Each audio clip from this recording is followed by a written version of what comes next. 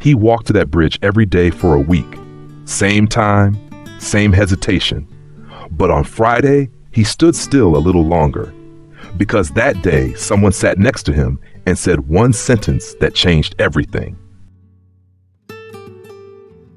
His name was Daniel, 42 years old, divorced, jobless, drowning in debt and silence. The world had grown quiet, too quiet.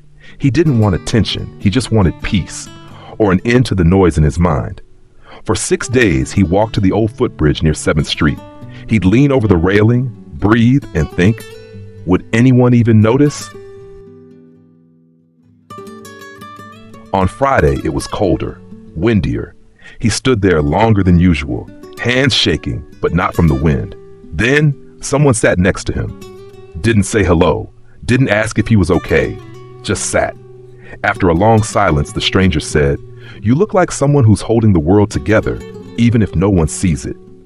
Daniel blinked. No one had ever said that, not even close. They talked about small things, coffee, weather, life. Not problems, just presence. An hour passed. Then the stranger stood up and said, "I don't know your story, but I'm glad you're still here." And just like that, he was gone. Daniel never learned his name, but the stranger gave him something he hadn't felt in years: acknowledgement. Not advice, not pity, just recognition. And that was enough to take one more step, and then another. He never returned to that bridge, not because he was fixed, but because he finally believed he mattered.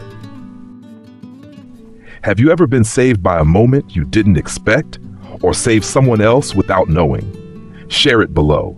If this story reached you, let it reach someone else too. Subscribe for stories that remind us one moment can change everything.